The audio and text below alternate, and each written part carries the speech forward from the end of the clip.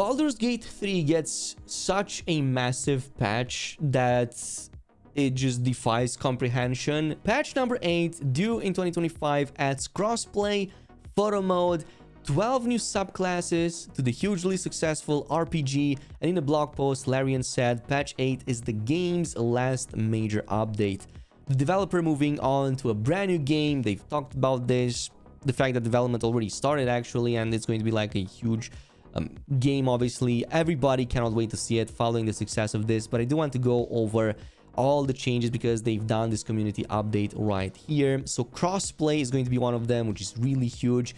Whether you're joining on the PlayStation 5 from your PC or jumping into the game with a Mac, users from your Xbox, Baldur's Gate 3 multiplayer will soon feature full cross-platform progression, including crossplay, just as the gaming gods intended. So even if, for example, you don't have friends and who to play with, if you're on the PC, where I started, for example, and want to jump, I don't know, on the Xbox, on the Mac maybe, you're going to also get your progression cross-transferring over there too, which is really awesome. I'm glad that more and more games are actually doing this every year.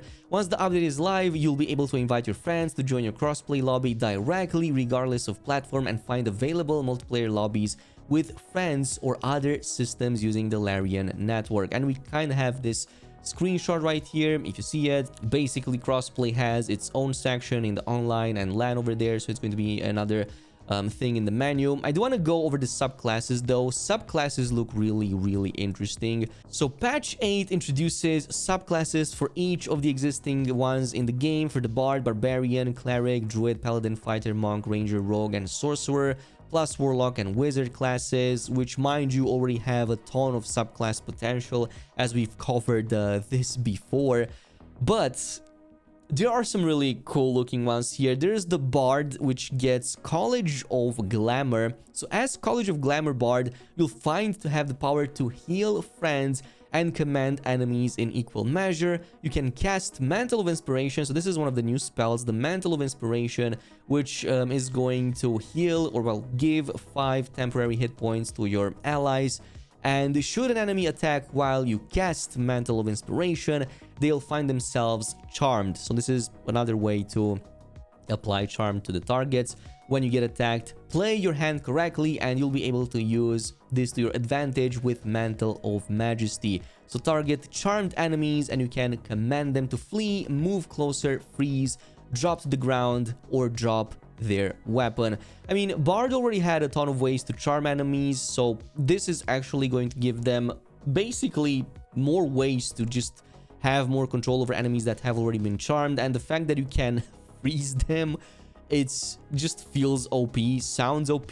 Drop to the ground or drop the weapon, feels OP. If you drop them to the ground, it just means that they're going to absolutely get critical hits over critical hits with this. Maybe there's going to be a build for that. Like, imagine having a Bard and then maybe a Rogue, or kind of mix and matching them, and then you just critical hit them.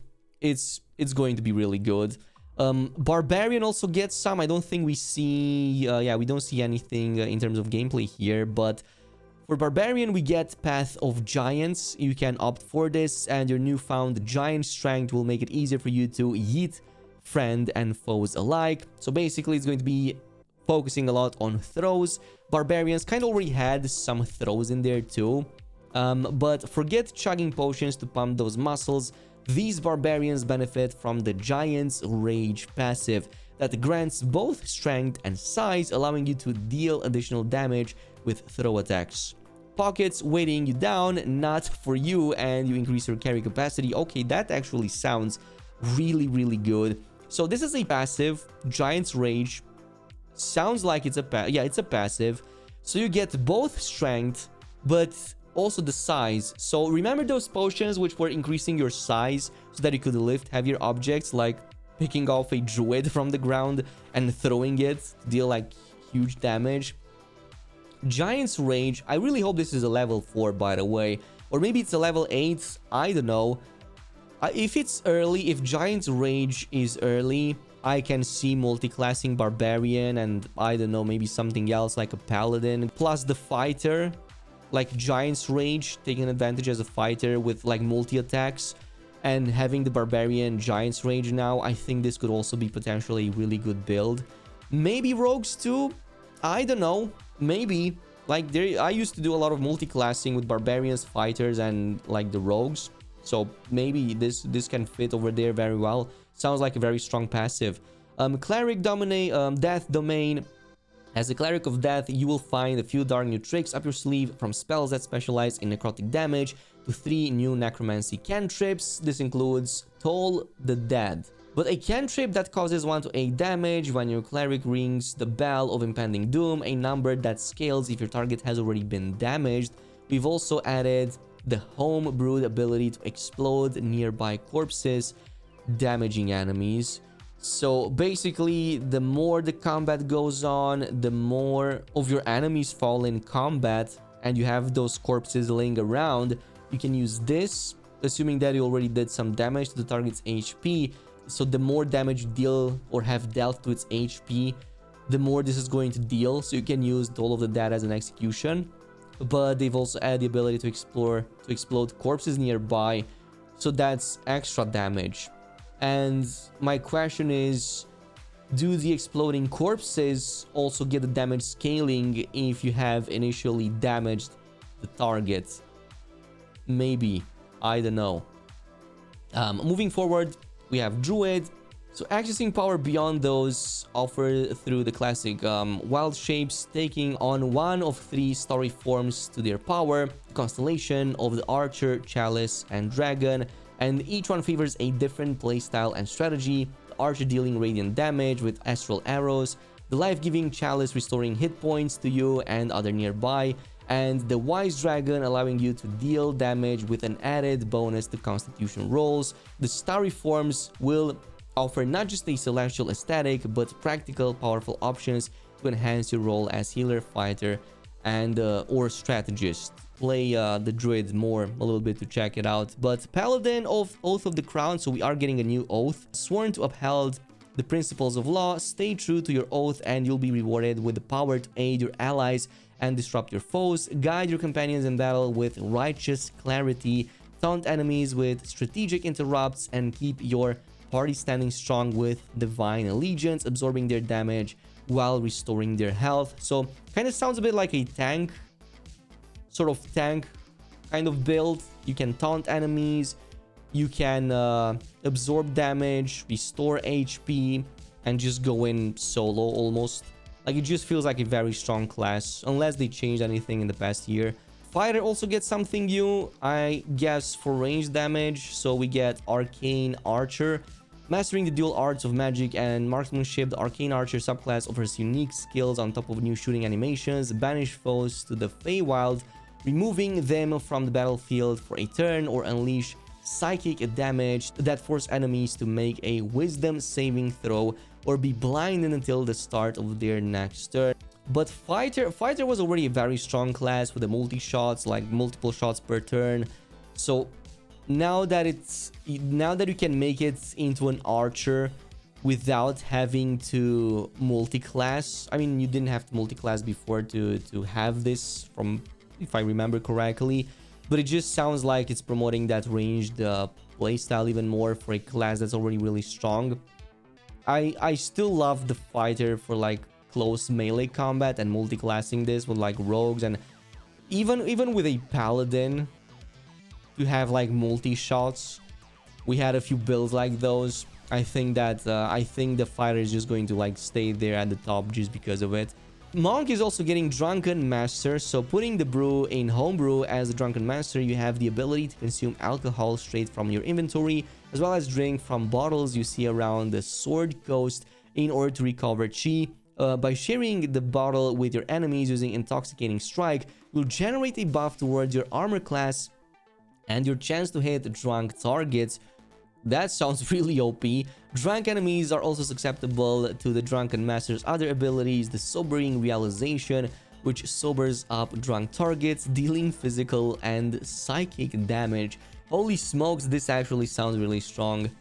So if you intoxicate them with Intoxicating Strikes, you're going to get armor class, so you're going to be even harder to hit. You can already reach very high armor class with the Monk, by the way. If I'm not well, you can pretty much do it with every other class too, but monks, I think that at some point I was having a minimum of 21 AC. You can probably boost it if you play properly and get a bunch of items to 27. I'm not sure if you can even do that any longer because it's been a year since I played it. But this just increases your AC, which you can already bring it pretty high, plus your chance to hit the target, which means everybody else is going to have a much more difficult time dodging your attacks. And then you can also make them more susceptible to Sobering Realization, which deals even more physical and psychic damage. This monks were probably the best in the game in terms of enemy clear when I left it. You could literally one-shot an entire group of like 10 or so enemies. It was like 100 damage, which was insane. Ranger gets Swarmkeeper. So subclass provides rangers with 3 kinds of deadly swarms to assist them in combat. The Cloud of Jellyfish, which deals extra lightning damage, potentially shocking your enemies. Then there's the Flurry of Moths, which deals psychic damage, giving you the potential to blind your enemy. And the Legion of Bees, dealing piercing damage and forces enemies to make a strength saving throw or be knocked back 15 feet. Holy smokes. Each swarm also has the ability to provide you with with teleportation capabilities? How is that not OP? So let me get this straight. You use that ability, you put a swarm on the target, and there's a chance.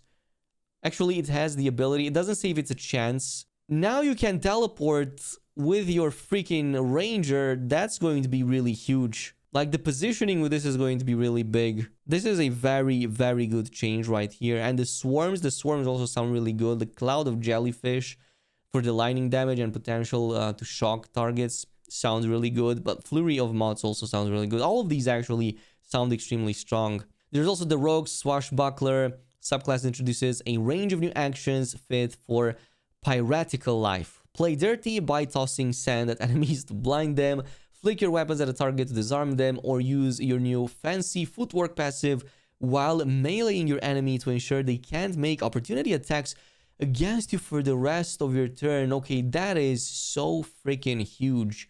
So they can no longer make opportunity attacks against you for the rest of your turn, but this is only during melee attacks, not during running. So when you disengage, when you try to... You already have ways to disengage without being hit with a rogue, so it's not like it's needed. But now that you have even more ways to avoid opportunity attacks, it's going to be really nuts. Sorcerers get shadow magic. Okay, this looks interesting. Wait, you deal in a form of magic that makes you deadliest in darkness.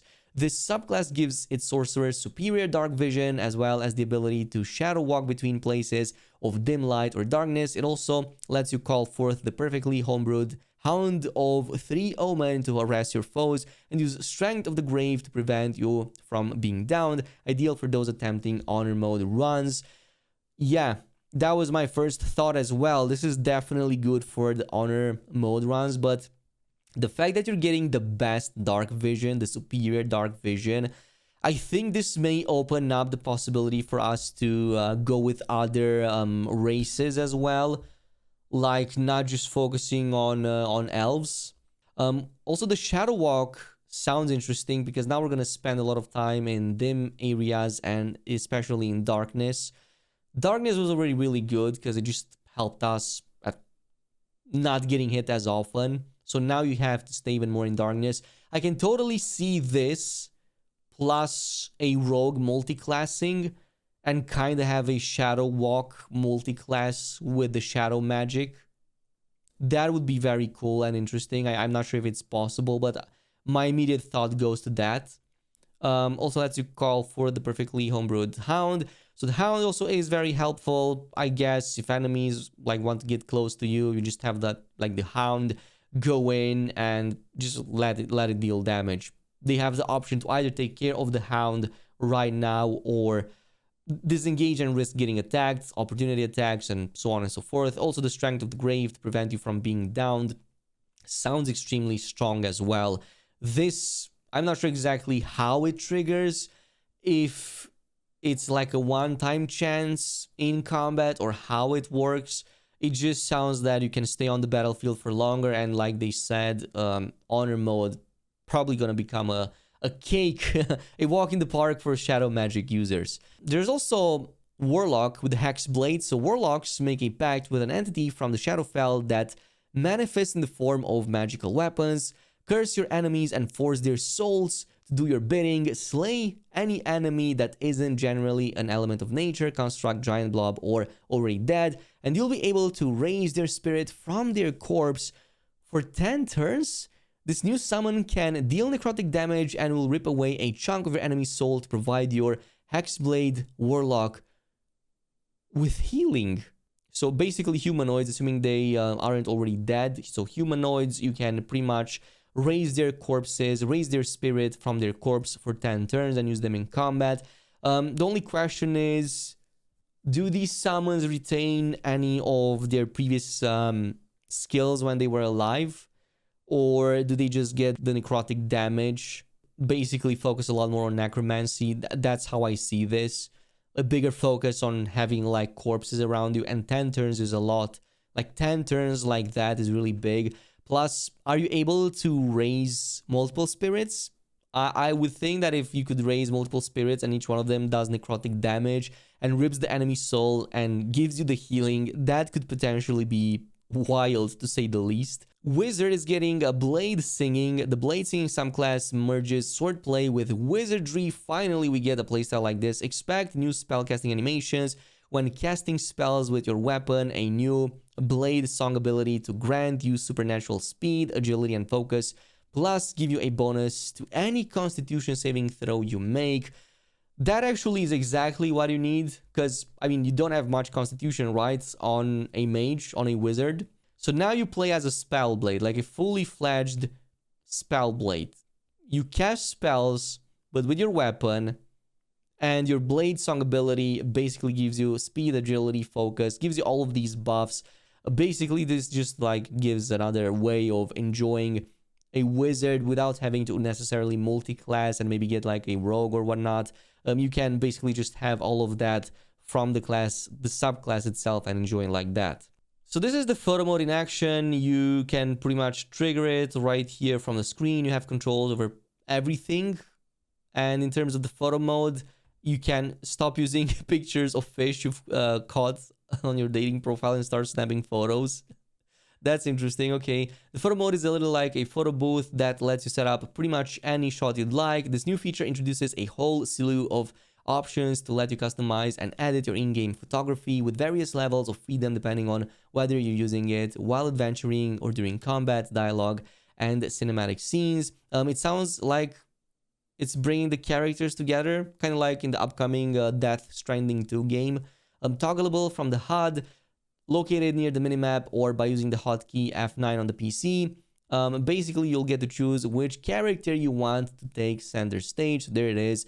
So you can choose which character to take center stage, determine their best side, and adjust the camera position to suit. As long as they're in your party while you're adventuring, you'll be able to line up your scene perfectly, including summons and those in wild shape. You can also turn on the camera reticle and composition grid to make sure you're lining up the perfect shots. So if you're ready for a close-up, you can do it with your own character, with the character you chose, or with your entire party. Post-processing effects, while you won't be able to adjust your party or play around with lens and camera settings during cinematic scenes and dialogue, you'll be able to color grade your shot and experiment with contrast, saturation, highlights, brightness, and vignetta, which is pretty much like every photo mode out there. There's also going to be frames for it. There's going to be stickers. I mean, look how good this looks. Look how awesome this is. You can make it so that your character almost takes like a selfie. You have the selfie camera. Plus, all the other nefarious things you can do in this. Stress test, there's going to be a stress test coming out for this. We're looking to begin testing in early January, and you'll have the opportunity to register your interest before then.